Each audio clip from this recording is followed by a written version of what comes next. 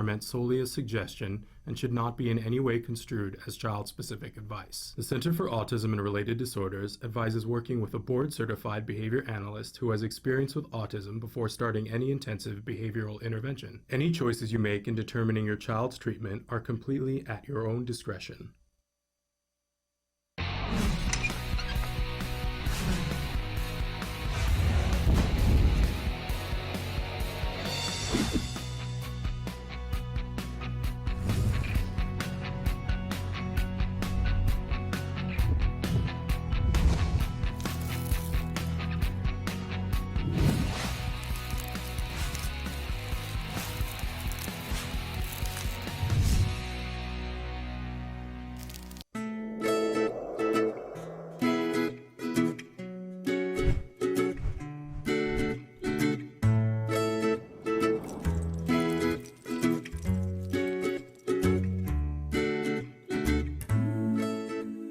Good morning and welcome to Let's Talk Autism with Shannon and Nancy. I'm Nancy Alspaw Jackson. And I'm Shannon Penrod. Hello, my friend. Glad to be here. Glad to be here. Glad to be alive and glad kicking. to be alive and kicking and, giving everybody you know what. Yeah. We've got a big show today, so we should kind of jump into news. Yes. Because we got two guests today. Right. So pretty excited about that. So did you hear, I'm going to start with the supermarket. Did you hear about this? I think sometimes I feel so overwhelmed, and I shared this with you earlier this week. I feel like I never get anything in the done pile. And I beat myself up sometimes, like, what have I done to help anybody lately, kind of thing, and I sometimes I feel overwhelmed, like none of us can make any difference. But I gotta say, one mom made a big difference at a ShopRite in Pennsylvania as a result of her saying, hey, you need to do something a little different. They have introduced a specialized checkout lane With Play-Doh, putty, rattles, puzzles instead of candy. Thank you. Why can we make this all over the country? One of my biggest problems is the checkout lane. Right, and I think that is for a lot of people. But so Kristen Jakowski has a 5-year-old daughter, and she's on the autism spectrum, and she experiences meltdowns when she eats sweets and sees candy in the checkouts. And we've talked about this before, that this is a lot of different people. How many of you out there have this issue? Yeah, everybody raise your hand. Did we just feel like the whole world go, right? Right? In any case, she launched a petition on change.org asking the retailers in general, specifically Target, to offer sensory-friendly shopping lanes. And one of the signers put her in touch with the director of the Brookhaven ShopRite. And less than 2 weeks later, the new checkout lane was open. All right, ShopRite. How to be on we that? love ShopRite. And also, she mentioned that the situation's hard enough already without the stares, comments, and eye rolls of disgust. How many of us feel those? Oh, yeah. And have experienced that. And, Wyatt still has an issue with the checkout lane, and I know a lot of our kids do. And if your kid's on a GFCF diet, it's very difficult. Yeah. Because they can't have what a lot of kids have, and they see these other kids grabbing things. So Absolutely. It's not easy. Absolutely. I see people having kids not on the spectrum having a meltdown in the checkout lane on a daily basis. Yeah. So what a great thing. We love ShopRite, and fabulous mom who got the petition started, because I'm sure this is not going to be the only store that catches on. They've gotten so much publicity. Yeah. Other stores are going to start to do it. We'll let you know about that, but you'll see it too. Okay, we talk all the time about social skills and social anxiety and wanting our kids to participate. There's more and more discussion about what is it chemically that gets our kids to interact socially. In fact, in just a few minutes, we're going to be talking with Dave Humphrey about a probiotic that has the potential to do this as well. But there is something called D-cyclocerin, I believe is how you pronounce it, that in recent small studies has shown significant improvement in social interactions in older adolescents and young adults with autism. Because aren't we always talking about how there isn't enough for people in this age range? So this is a very interesting... And this has to do with a gene called protocadarin 10, which is a neurocell adhesion molecule that is involved in brain development and the maintenance of synapses in the brain, okay? And that this drug apparently enhances those receptors in the brain. So if this works, I hope it comes out soon. You know, I've been asked many times if there were a drug that would improve Wyatt's most, I guess, what would I say, the more negative symptoms of his autism, would I give it to him? You bet your sweet Bippy. Right. And I think it's important to note that, you know, people aren't talking about changing who the person is. No. You don't want to change who Wyatt is. But if it could help him overcome some of his, you know, whatever it is, like His self-stimulatory, his anxiety, like we'd all like to get rid of anxiety in our people, kid, right? Yeah. But not lose who they are. Absolutely. Because you can medicate somebody to the point of where they don't care, right. But then you lose who they are. And I don't think there's an autism parent that wants that to happen, but we all want to reduce our kids' anxiety. It's sort of like SSRIs, serotonin reuptakers. They don't change who you are. Right. They just help with that serotonin level, and I think that's important. Absolutely. So there's lots more news, but we've got so many great things going on in the show. In just a minute, we're going to be joined by Dave Humphrey, who is from Kirkman Labs, and he's an incredible gentleman who's working on a bunch of different things, but in particular today, he's going to talk about 2 different studies that he's involved with that look to reduce or eliminate high-risk autism. We're talking about circumstances where in the past, you know, we've seen that one child is born on the autism spectrum, and then that means that the second child that family would be looking to have is at a higher risk to develop autism than anyone else. He's got some pretty exciting news for us. So we're going to take a break and we're going to get Dave on Skype, and then he's also going to talk to us about a new probiotic, which I'm hopeful to try for myself and for my son, that has been found to help with gut issues, but also might have a benefit in social skills as well. So stick with us, Dave Humphrey, after these messages. Dr. Grandin, what is it like for you personally to have become the most celebrated person in the field of autism? Well, I feel it's a responsibility.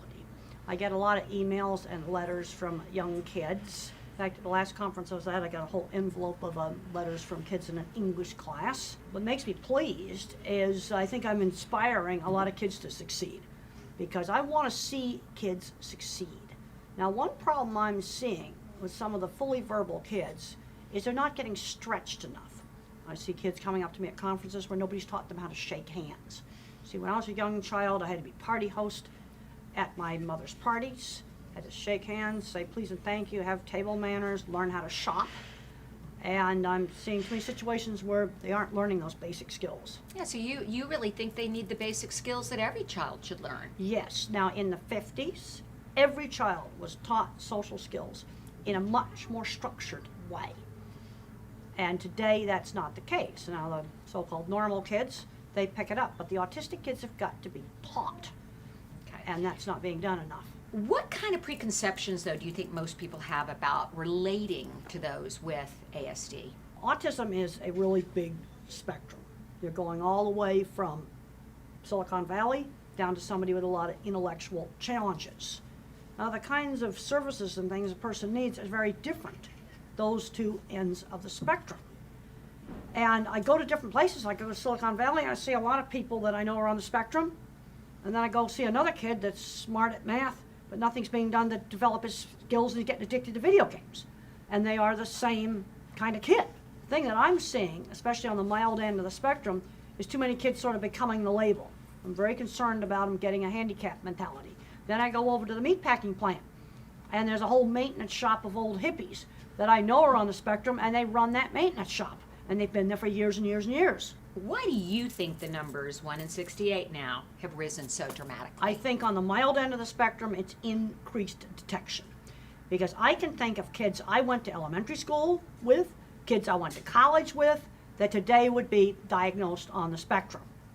I think that's a big part of it on the mild end of the spectrum. Now, I think there also is some severe autism that may have actually increased because there's more environmental contaminants, and there's more medications being given during early pregnancy. Dr. Grandin, you beg parents not to let their children with autism be defined by the DSM or the Diagnostic and Statistical Manual of Mental Disorders. Why? Well, I think the DSM made a big mistake removing Asperger's syndrome, because under the DMS-4, autism you had to have speech delay, Asperger was no speech delay. Now, you could argue scientific reasons for taking out the speech delay stuff, but from a service provider standpoint, the kind of services that somebody's nonverbal has is different than a mild kid with Asperger's. And I'm seeing too many fully verbal kids, less severe than me, getting put into a class with nonverbal kids. I'm seeing too many smart kids not learning job skills. That's another thing that I really push. Because when I was 13, my mother had got me in a sewing job. When I was 15, I was cleaning horse stalls. It's really important that students intern in a job before they graduate from high school. They got to learn that discipline of getting to work. If you could speak to every business owner in America, what would you say to convince them to hire somebody on the autism spectrum? Well, there's certain things they can do extremely well. In fact, the SAP Corporation is hiring people with autism. There's another Project Search, where there's work being done with collaborating with hospitals to train them to set up surgical instruments for different types of surgery. And they take longer to train, but once they're trained, they're super, super good and meticulous about making sure the instruments are set up right. And that's got about a 78% employment rate. So you think the skills that those with ASD have to offer are often overlooked by people that employ? As I said before, I can think of kids that I went to college with that definitely were on the autism spectrum. Those individuals are all employed in good jobs. And I think a lot of this gets back pounding those manners in the 50s and the 60s, and kids being on things like paper routes, where they learned work skills. Why do you think the experts in the field of ASDs focus so intensely on the deficits and not on the strengths of autism? Well, we need to be building up strengths. My ability in art was always encouraged. And I was encouraged to do lots of different kinds of art. If you got a third grader that's good at math and he can do a high school math book, let him do the high school math book. Don't hold them back. I want to know why you think that so little attention has been paid to the sensory processing issues. What can we learn from those?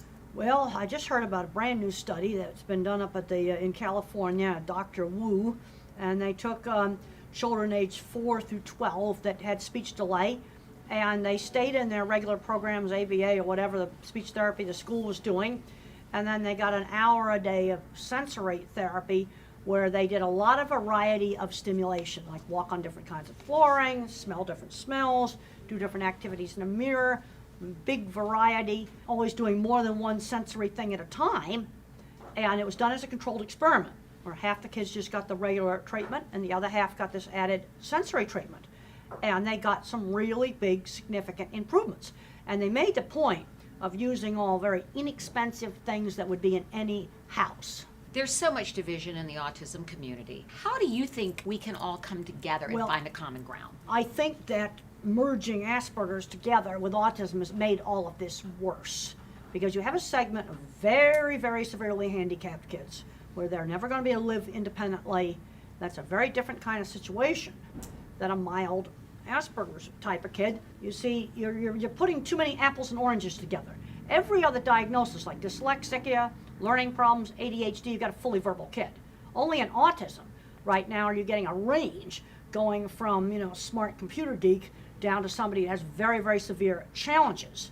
Now, I think the American Psychiatric Association originally figured the Asperger kids would get into this social communication category. That's not what's happening. Nobody's going into that because there's no funding for it. As the most admired person in this field, and we are literally becoming an autism nation, what do you think the most important thing is for us to be aware of? Well, there's a point where personality variants are just normal variation. I think a brain can be made more cognitive and thinking, or a brain can be made more social. Now, at what point does that become abnormal? There's no black and white dividing line. I'm getting concerned that what we're saying is abnormal is getting bigger and bigger and bigger. Obviously, a child that has severe speech delay, that's an abnormality. But when you take the kids that are just kind of socially awkward, a lot of those kids are really smart. And then you got the person that's a total social butterfly. And let's think back to the caveman days. I don't think the social yak-yaks around the campfire made the first stone spear.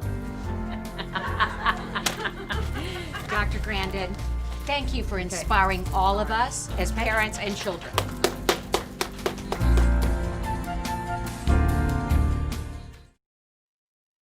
Welcome back to Let's Talk Autism with Shannon and Nancy. Nancy and I are joined right now by David Humphrey. He is the Forum Institute Board President. He's an attorney, a CEO of an amazing company, Kirkman Labs, that we talk about, Kirkman Group, Inc., that we talk about here on the show quite a bit. He is a board member of Autism Care and Treatment Today, and that's not the only board that he's on. And he's somebody who, honestly, I think has been at the forefront of so much research that has been done and is being done to get us closer to having answers about why and how someone ends up getting an autism spectrum disorder. And so, David, we really want to welcome you and thank you for coming back to the show. You've got some major things going on. Let's start with a partnership that you have going on right now with the University of Georgia. Tell us what's going on and why we should all be so excited about this. Hello? Hi, Yeah, can you hear us?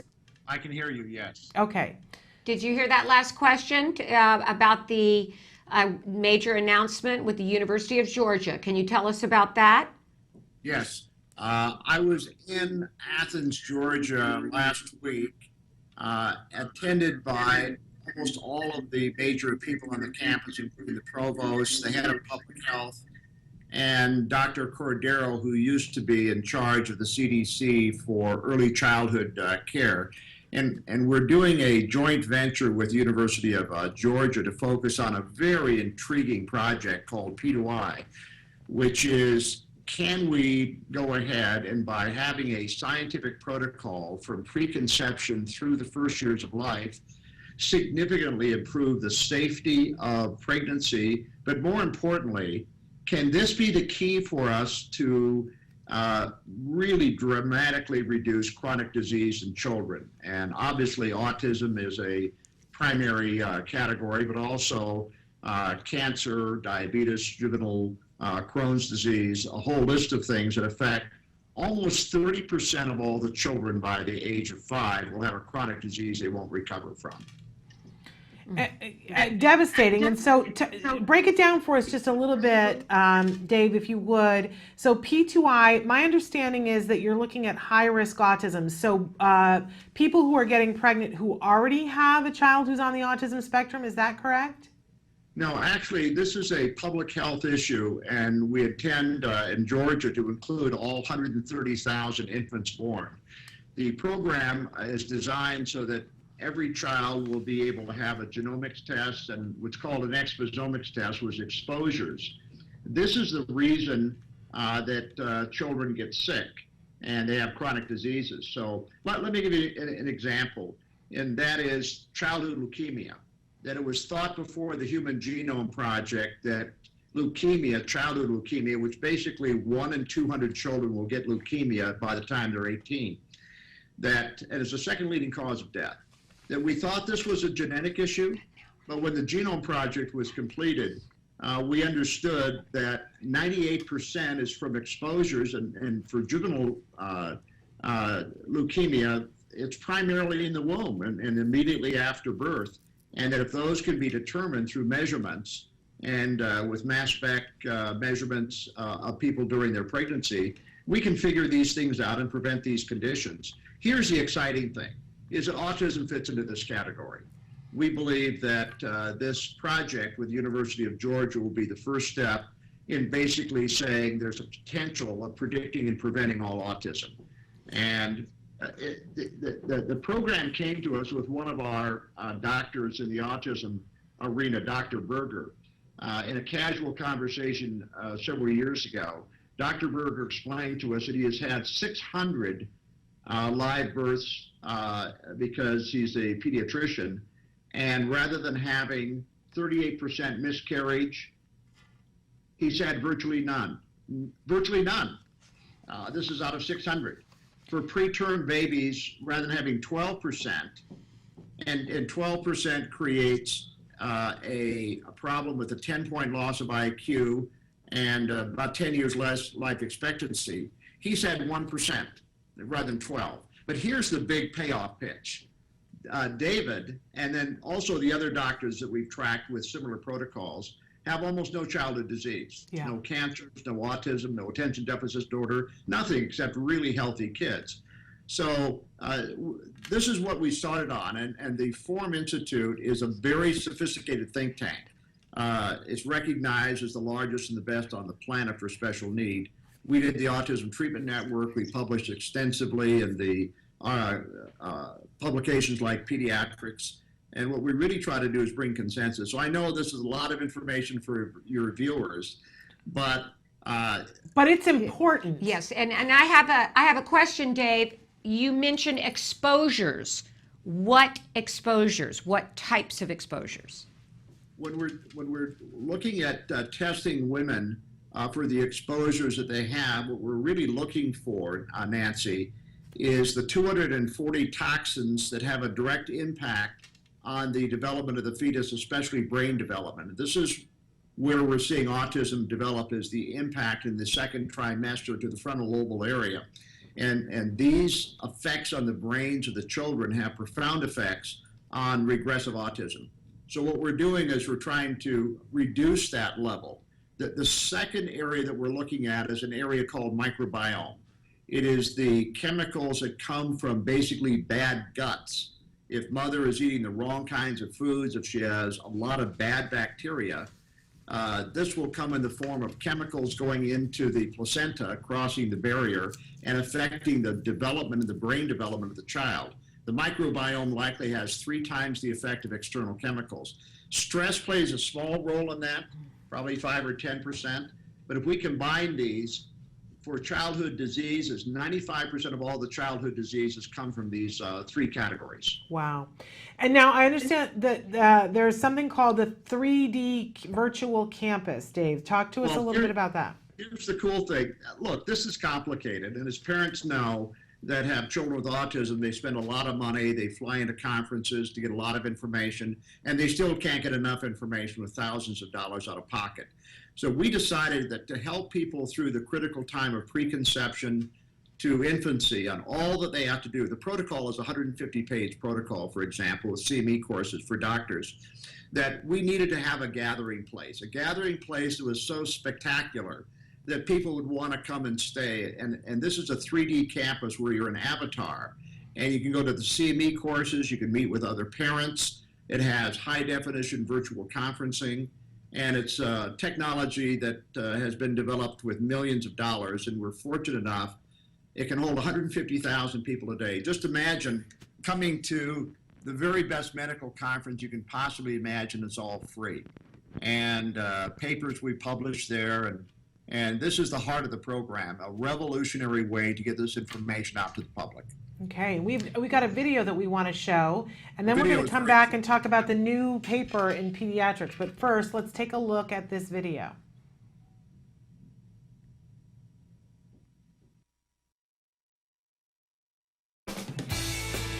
Imagine for a moment a virtual world that offers a revolutionary approach to healthcare. It's an approach that allows couples to collaborate seamlessly with their physicians to plan their families from preconception to infancy. The Forum has created this world through its virtual campus that's set to open next year. Once open, up to 150,000 people can interact at any given time. They can take part in global discussions such as CME courses, small group study, or individual research. Now that you've arrived, we invite you to take the next step by joining us for a tour. Welcome to the Preconception to Infancy virtual campus. You're about to see highlights of a first-of-its-kind, innovative education and engagement center. The purpose of the P2i virtual campus is to provide a central hub of interaction for a variety of audiences, including medical professionals, prospective parents, researchers, health advocates, and the general public. If you're hearing about the P2i program for the first time, let's start with an overview. Over the past several years, the Oregon-based nonprofit, the Forum, has supervised research that has revealed a new understanding of how to prevent or significantly reduce the incidence of chronic disorders among infants. These illnesses include cancer, attention deficit disorder, asthma, autism, bipolar disorder, epilepsy, celiac, dyspraxia, and serious food allergies.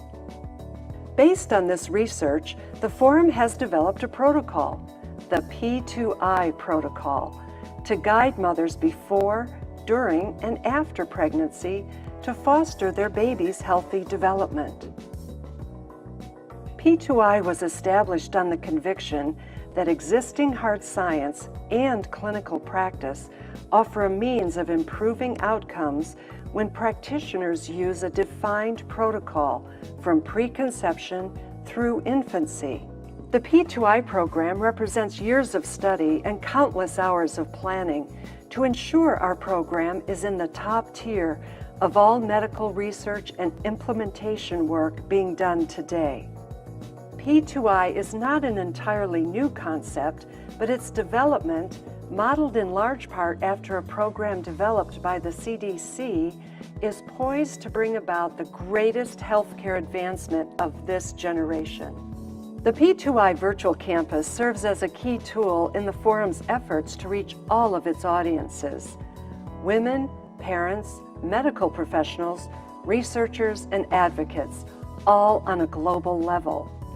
Its campus-like design includes virtual buildings or pavilions through which visitors can navigate, get directions, or otherwise interact with avatars. Most pavilions, such as the Center of Excellence Pavilion, will be repositories of information, such as the science that underlies P2i. Once inside the Center of Excellence Pavilion, visitors can access information by watching lectures or video presentations, or by reading, or through various forms of interactivity, such as discussion rooms. Another popular section of the campus is the P2i Resource Pavilion. Thousands of medical professionals will be guided to this building to take courses leading to their P2i certification. And once they become certified through our accredited courses, their names and contact information will be included in our medical professional referral listing so that women from around the world can contact them. Other features of the campus will be special buildings for our key partner institutions. These facilities will house our health partners, including the University of Georgia College of Public Health, the Centers for Disease Control, and the National Institutes of Health. As visitors navigate through various portals and indicate their interest in certain topics, they'll receive options for accessing more information. This is one of the ways they'll learn about the Exhibitor Center. This area will also have a strong presence on our site and will be visible to visitors once they enter the campus's P2i Welcome Hall. Visitors will be guided by an avatar, offering special information about our premier exhibitors to encourage more traffic to these pavilions. And with steady promotion, we'll be on track to experience exponential visitor growth. Welcome back. We're in awe of that that. wonderful campus, and what a brilliant idea. Can't wait. When do we expect to be able to visit that? Well, two things. The campus will open amidst about a 60 million exposure PR campaign we're going to be doing nationally, probably in March of next year. And then at the same time, there'll be a Center of Excellence opening in Atlanta that's open to the public. And it will be the leading OBGYNs, and it will be a 5-year protocol to protect women from preconception through the first 5 years of life. And that will be in Atlanta. And then we'll also have doctors do the same protocol nationwide on the campus. Spectacular. But campus is the key to it, and that'll open up. But it's also, here's the cool thing. It's free. All the information is free. The CME courses for parents will be free. And there'll never be a charge on the campus. It'll all be supported through donations, and there'll be some commercial exhibitors there. You're singing my song. we're Free. committed. It's just my price. Free. Right. Free. I love it. Love it. Love it. Now, I want to shift a little bit into talking about you've got a new 83-page paper in pediatrics. Talk to us a little bit about that, Dave. Okay, so here's the idea, and it's a sensitive point because a lot of your viewers have children with autism, and you know the notion was this is a hard genetic condition that could not have been prevented. This 83-page paper in pediatrics is a really significant landmark paper. It was just reviewed by IAC, which is the intergovernment source that deals with special needs children. There were 3 papers presented in that single issue, and the 3 papers won Best 20 Papers of the Year award, which is really unusual for a brand new publication. The reason it does is it establishes the notion that we can see micro gestures in 1-year-old, which are precursors for that child developing autism. This is before they have autism. This is 1 year old. And with that, we can have an intervention called the Denver Early Start Intervention Program. And in the literature, and Doreen Grant-Pochet did a pilot program, and this is really important information, if we can spot that 1-year-old with these micro gestures, and then the parents can institute a program called Early Start Denver Model Program, about 20 hours a week. It's a modified ABA program, that here is the result. The repair of the circuitry of the damage done to the frontal lobal area because of the plasticity of the brain can occur, and that child will never likely develop autism. And in the literature, and with Doreen's experiment that she ran with a control group of 35 of these children, here's the take-home deal. Their average IQ was 127 at the end of that period.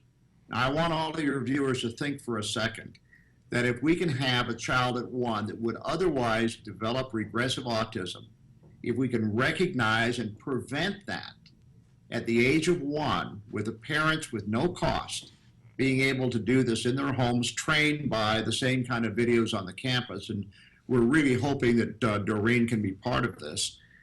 At the end of it, they'll either significantly reduce the effects of autism or eliminate it all completely, have a perfectly normal child, except for one thing. It'll likely be the smartest kid in the class. Right. And this is, okay, now we're starting to challenge the notion whether autism is a regressive gene. What if the toxicity damaged the frontal lobal area, creating the regression? And meanwhile, the middle cortex, which is where autism really has the enhanced value, and many of the parents watching know that they spot a genius in their child with many things. We have a lot of autistic savants. What if they didn't have the damage to the frontal cortex? What if that could be repaired at the age of 1? This paper was a consensus position of 26 of the top scientists. Doreen was a co-author of the paper, along with Margaret Bowman from the powerful Boston University Harvard Lazarus program. This is a really significant program. Now, the end result is the autism czar of the state of Georgia took a look at it, and they're very, very interested in starting to recognize and starting to train people on how to recognize these children at 1. We need to talk a lot more about this, because what's at stake with preconception to infancy and then the early 1-year-old program is an opportunity to significantly reduce, if not eliminate, autism. And parents may be wondering, listening to this, well, what's in it for me if I have a child? Exactly. I was just about to ask you that question, Dave. Okay, this is all great news for people that are intending to have children, have an infant. What about the child who already has autism? Does it offer hope? Right. Most of the money is going to go for the ever-increasing number of infants that are diagnosed with autism. Enormous amounts of money. Estimates of really $1 trillion a year in the next 20 years. So what we're looking at is we've got to find a way to turn that spigot off or reduce it, so we can provide money for jobs and job training and education and a critical area of medical care. There's the rate of death for 20 to 30-year-olds who are autistic are 10 times higher than the average person. That does not have to be. Our parents are being subjected to a very uncertain future with their children because of lack of government money and state money and facilities, and all of that is going to the newborn, and we all know that. My reason for doing this and my love of this community is we've got to find a way to provide more money and resources for this population, your children. and you're teenagers and you're adults. And I've been in this for 20 years, and it's gone from a 5-year-old to a 25-year-old, and the problems don't stop. We need money for these people. We can't do it without a program like this. It's a great point, though, and I've never heard it put Very so eloquently that to the point. in order to get money for our older kids, we need to shorten the amount of time for the younger kids Right. and diminish the number of younger kids that have to go through the extensive intervention. So good point. Yeah, and Dave, thank you. This is just fascinating, and I know that all of our viewers are going to be extremely interested in following the developments on this. And thank you for joining us today and the enlightening conversation. And we wish you the best of luck with P2i and the Are you new coming project. for Denim and Diamonds? I would love to, and let me give a 30-second close on this. Many of your viewers know and loved Bernie Rimland, who was sort of the father of our autism movement. And Bernie, in his last days, checked out of hospice and worked on a document with me of what is the future things that we need to do. And right in that document, Bernie and I worked on, it was, we have to develop tools for predicting and preventing autism based on environmental causes. And I have that document, and that was done 10 years ago. This is the vision of the great man. And it's one of the driving reasons why I've gone ahead and had such passion, and Doreen has had such passion with this. And we're at the threshold, and we've accomplished the first significant step. And I want everybody to understand that this is really coming from a need to do something to stop these increasing numbers. So thank you so much. Thank you, Dave, and thank you for bringing up Dr. Rimland, a great visionary, as are you, Dave Humphrey, and Dr. Doreen Graham-Pichet. Yes. Thank you. We're in the presence of Thanks, greatness. guys. Thank Bye-bye. you. Take care. We'll look forward to hearing more.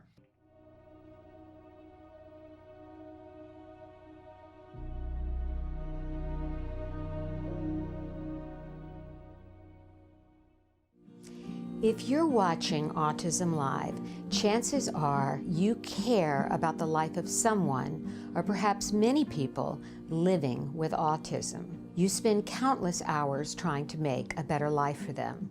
It may not have been easy for you to watch the show today. You know, sometimes you could be juggling so many balls in the air, you feel like a circus performer. I remember recently saying to a friend that as the mother of a son with autism, plus all the other challenges in my life, I feel like I'm carrying a tray full of glasses of water, and that if one of them topples over, the whole thing is going to go crashing down. This empowerment moment is all about you. Now, I'm not a doctor or a therapist, but over the last 9 years in my autism journey, I've learned some things that have helped me shift from being a victim to having hope. See, I've been in that place, down on the kitchen floor, on my knees, praying for answers of what happened to my child. I've been in that place, covered with blood and tears, after one of Wyatt's giant tantrums, where I said, "Where has my fairy tale life gone?" I have a feeling you're a member of that kitchen floor club too.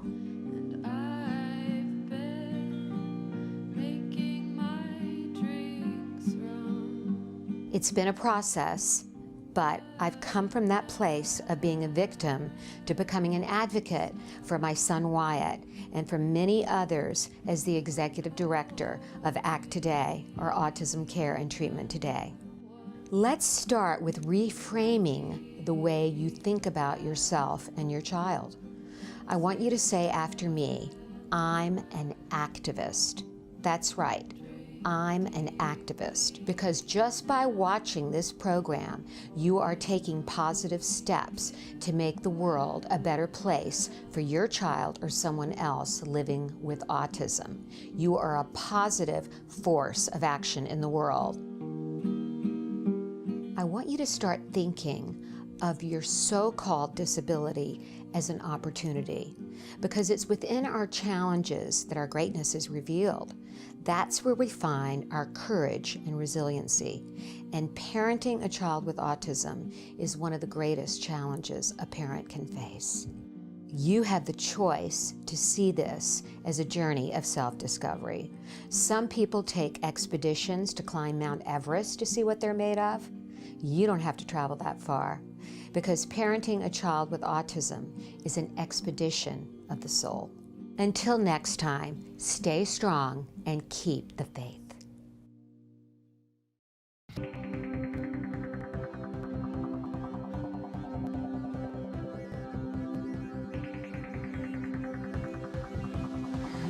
Hi, welcome back to Autism Live and What's Left. I'm here with my good friend Amy. I'm so glad you could come back. Yeah, it's a lot of fun. Thank you. Amy, where are you from? New Jersey. Jersey? Jersey. Jersey. Great. Well, I love having you here. She's with Amy, one of our partners here on Autism Live, and we're going to cook up something really yummy today. What's on the menu? So we're going to do pudding. Wonderful. You know, something that kids all like, but we're really focusing on trying to increase the healthy fats Right. that our kids are getting. Avocados are a great source of healthy fats, but a lot of our kids are very adverse to green foods. Right. So pudding, especially a chocolate pudding, is a fabulous way to get the healthy fats in our kids without them knowing it. Yes, and that's so yummy. When we think about, most puddings are usually made with dairy, Right. which we're trying to be milk-free.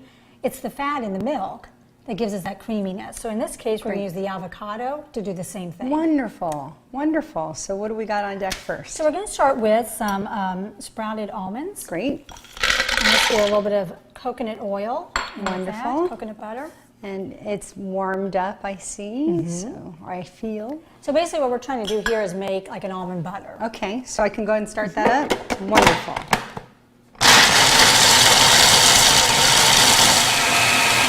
I think we're good. Okay. So do we need it more creamy than that? I think it's supposed to be. Yeah, so let me do a little more. So that is definitely creamier. Yes. So now we're going to add some honey. Wonderful. How much of honey do you put into Fourth a cup. And this is where, again, depending on how sweet of a palate your child has, you can either do a little bit less or a little bit more. The nice thing is that honey is a very natural sweetener. Correct. So it's very good for our kids to have. It is easier to digest than certain sugars. out Exactly. there. It's pure. It's more Right. nature-based. And the other nice thing is that it's very antibacterial. Right. So it's got a lot of healing properties Wonderful. that other sugars would not have. What do we got next? So this is just filtered water. Wonderful. We are going to add in three-fourths of a cup of cocoa powder. Okay, 3/4 of a cup. Look at me guess. Yes, sure. I think everyone who's watched me before knows I hate to measure. Isn't that terrible? And this is Yeah. also a dairy-free pure cocoa powder, which is really important to stay away from. And again, trying to buy like fair trade cocoa, right. It is. organic, is really Yeah. the healthiest. A little bit of A salt. little bit of salt. Okay. We're going to add 2 teaspoons of vanilla extract. Okay. Thank you. Oh, hello, vanilla.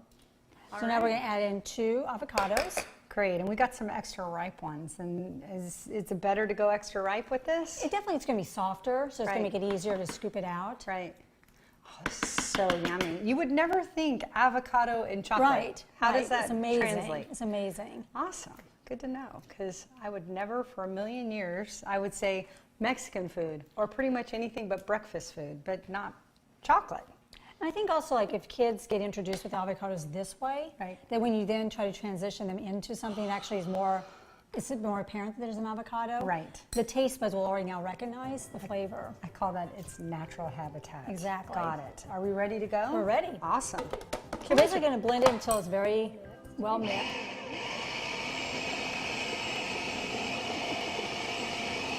So, oh my gosh, this is beautiful. So how would you serve this? So basically just serve it like you would pudding. Okay, great. In this case, it Am probably I- needs to be Just chilled a kidding. little Oh, bit. Okay. I'll wait to put it in my mouth. That is so funny. Oh, this looks and smells like chocolate, really good pudding. Exactly. Not the healthy thing that we're trying to fool our kids with. Oh, Amy, what a great idea. And the good fats, like you said, good for the brain, good for digestion. I love it. So how long would I refrigerate this? I don't think it needs a long time. Okay. I think it's more that we've used coconut butter, Right. and so it's going to melt at a temperature that's room temperature.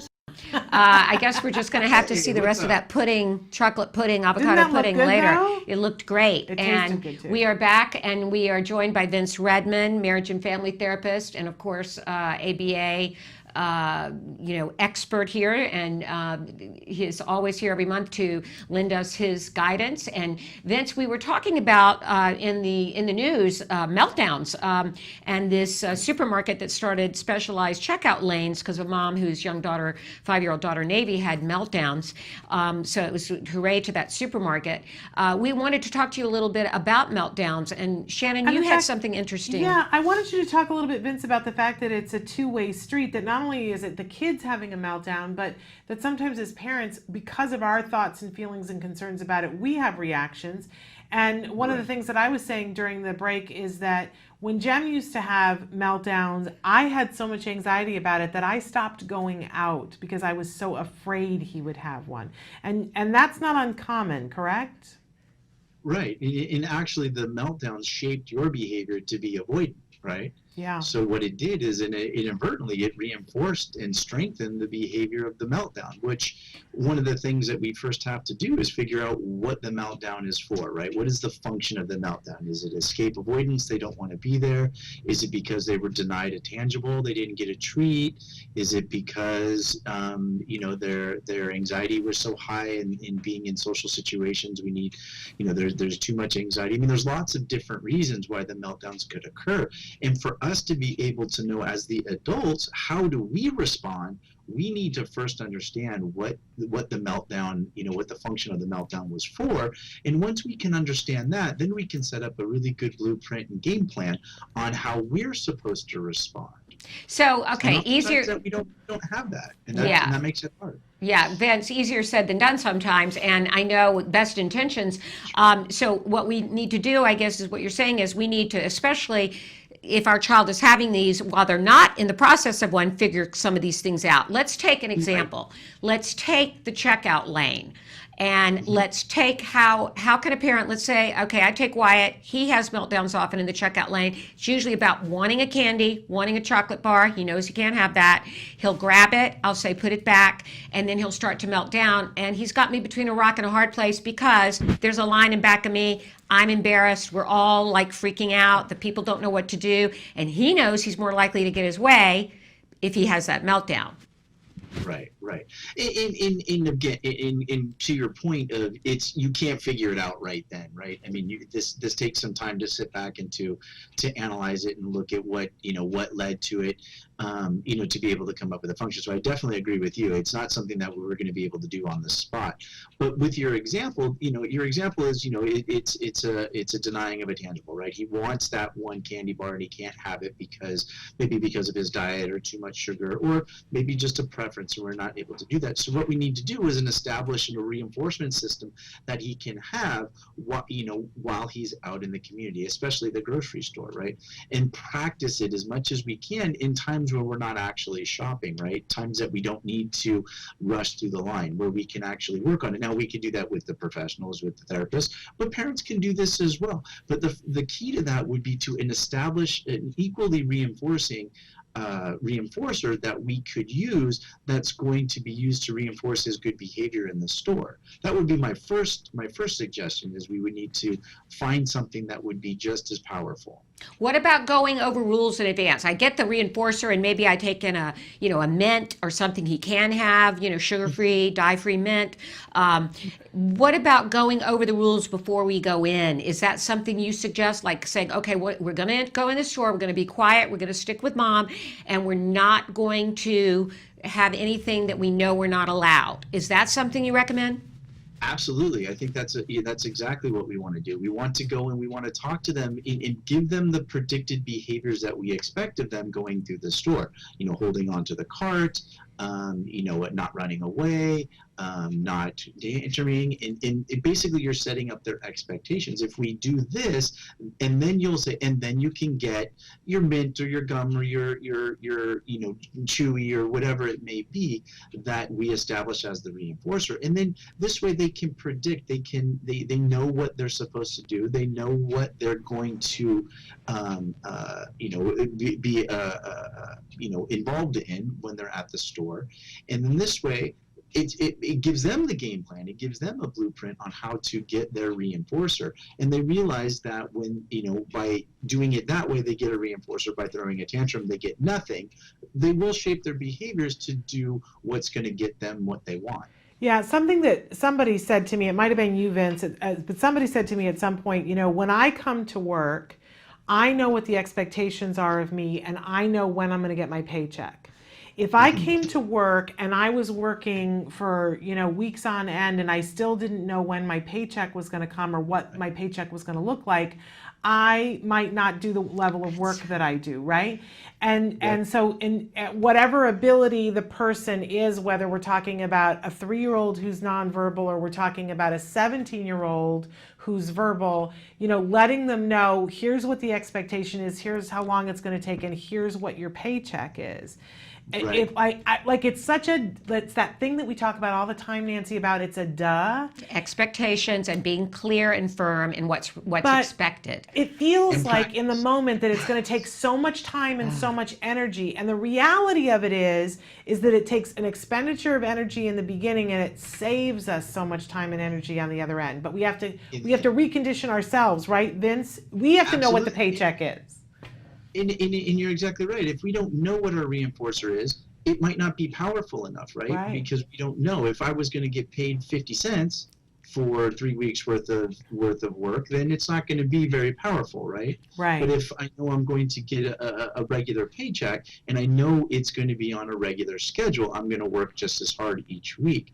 But going back to what you guys were saying about if we lay out the expectations, we lay out the expected behaviors, and then what their payout's going to be, we again making sure that that's going to be worth their, what they want to work for. But then we have to practice it, and that's where, like you said, it's going to be much effort up front because they're going to be trying the way that they're used to getting things done and learning a new way. But once that established expectation, and we've stuck to our routine and done it every time, then their behaviors will shape moving forward. Vince, what about sensory overload meltdowns? That seems to me to be a little bit more difficult of a thing to deal with as a parent. Do you have any tips for us on that? I mean, is one thing that comes to mind for me, and this is once again something to run by you, should we kind of be aware of patterns? Like if our kid, we're out, they become overheated, they're outdoors, bright sunlight, bright noise. Should we start being aware of that? What can we do about sensory overload meltdowns? Great question. Yeah, absolutely. Because our kids do get very, obviously the processing, sensory processing delays is very common with our kids. And it depends on what the sensory is. Sometimes it's noises, sometimes it's sound or, light, sometimes it's heat, sometimes it's a combination of all of it, right, together. And again, using our grocery store example, in one of my functions that, as I said, could be just sensory overload, right? There's lights, there's wind, there's sound, there's noise, there's people, and then there's all this, expectation that's made of them. And like you said, if we can find a pattern and we see that they sensory get overloaded by one or many senses, we can now predict what's going to happen if we put them in an environment that's going to be highly, sensory driven. So then we can, have different methods to try to ease it. We can come up with a game plan. Maybe they only stay in that environment for 5 minutes. Then there's a pull out. Like you said, if it's heat, we make sure we have ice packs or those cool towels that you can wrap around their necks, to cool them down.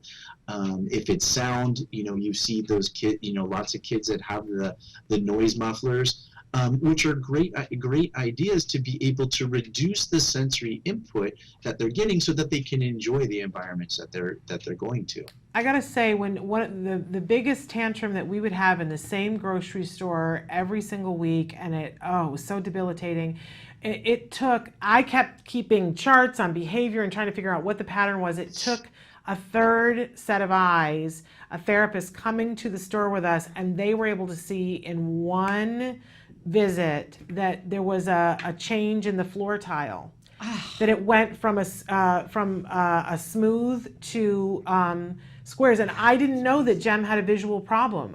And then I started noticing it, like he would always have a tantrum when we were leaving Disneyland in the parking structure, and I thought it was because we're leaving Disneyland. Right. Well, it's because there's tile there, and his eyes, like, that was unsafe. Yeah, yeah. And so it set us on a path where they did systematic desensitization. Right.